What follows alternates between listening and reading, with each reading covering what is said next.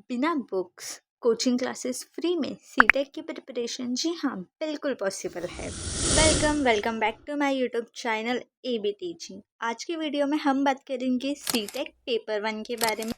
तो चलिए सबसे पहले बात करते हैं सीटेट होता क्या है। तो सीटेट का फुल फॉर्म है सेंट्रल टीचर एलिजिबिलिटी टेस्ट, जो कि CBSE के थ्रू होता है। अब जानते हैं इसका examination structure. 2 objective type question paper होते हैं, जो कि ऑफलाइन होता है OMR बेस्ड फॉर्मेट। पहले ये ऑनलाइन होते थे और अब ये ऑफलाइन होने लगे हैं। ऑब्जेक्टिव टाइप क्वेश्चन यानी कि MCQs होते हैं। अब जानते हैं एलिजिबिलिटी क्राइटेरिया क्या है इसका। मिनिमम एज यहाँ पे 17 ईयर्स दिया है।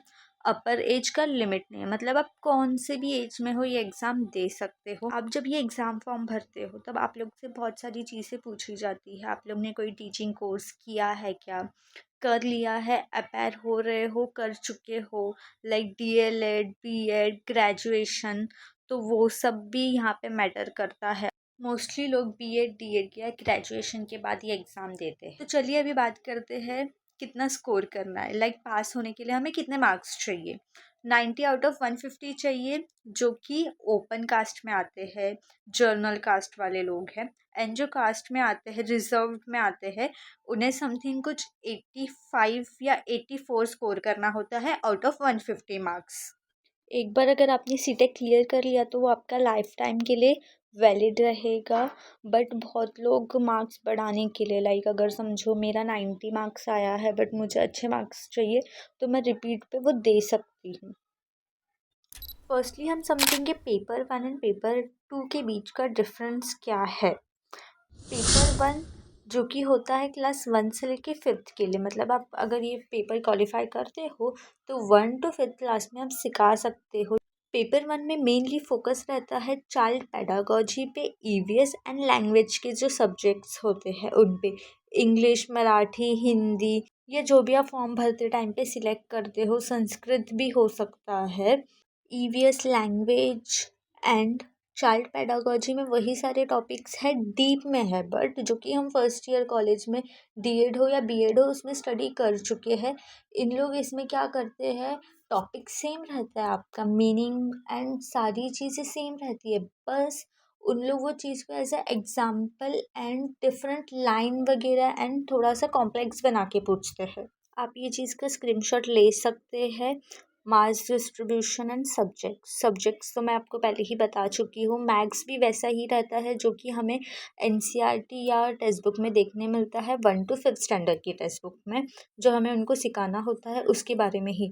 बहुत बेसिक भी होता है, लाइक एंगल्स क्या है एंड एंगल्स के डेफिनेशंस वगैरह, उन लोग डायग्राम देते हैं और उनमें से चूज़ करना पड़ता है कि मतलब कौन सा डेफिनेशन कौन से डायग्राम को मैच करता है। तो अभी पेपर 2 के बारे में थोड़ा सा जान लेते हैं। पेपर 2 मोस्टली BEd वाले लोग देते हैं या फिर जिन्होंने DEd के बाद ग्रेजुएशन किया होता है। अभी पेपर 2 होता किस लिए है, 6 to 8 स्टैंडर्ड को सिखाने के लिए होता है। पेपर 2 में मोस्टली फोकस होता है मैथ्स, SST एंड साइंस में। SST में हिस्ट्री, सिविक्स, ज्योग्राफी आ जाता है तो वो थोड़ा सा लेंथी हो जाता है, बट इसमें भी लैंग्वेजेस रहते हैं एंड पेडागोजी सेम होती है ऑलमोस्ट। बस EVS की जगह हिस्ट्री से भी ज्योग्राफी चेंज होता है पेपर 2 में, एंड आपको ऑप्शनल रहता है।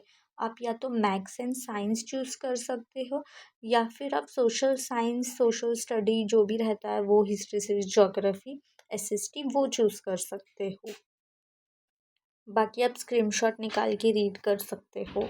अभी हम सिलेबस देखते हैं कि भाई सिलेबस में क्या चेंजेस हुआ है, नहीं हुआ है, क्योंकि हर टाइम बच्चों का यही कन्फ्यूजन रहता है कि CET में पोर्शन में सिलेबस में कुछ चेंजेस हुआ रहेगा, कुछ नया टॉपिक ऐड हुआ रहेगा। तो इस बार तो वैसा देखने नहीं मिला है, कुछ भी नया टॉपिक्स ऐड नहीं हुए हैं।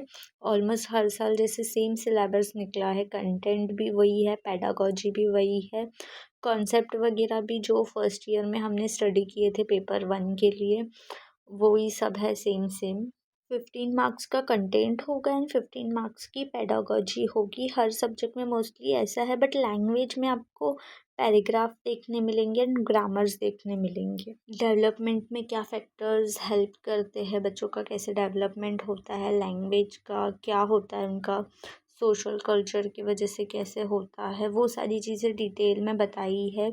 वो सब हमें बहुत ज़्यादा ज़रूरी है पढ़ना। एंड पेपर 2 में मोस्टली फोकस होता है history, civic, geography, maths, science पे। तो उनका जो एनसीईआरटी रहता है उनके टॉपिक्स पढ़ने होते हैं। एंड मैप्स वगैरह जो भी रहता है, बेसिक, रिएक्शन, लाइफ साइंस, वो सारी चीज़ों को ज़्यादा इंपॉर्टेंट दी रहती है पेपर 2 में। क्योंकि पेपर 1 के लिए हमने जो पेडागोजी पढ़ी है वो और ये थोड़ी बहुत सेम होती है, तो ज़्यादा फोकस इन पे किया जाता है। That's all for the video. Thank you for watching.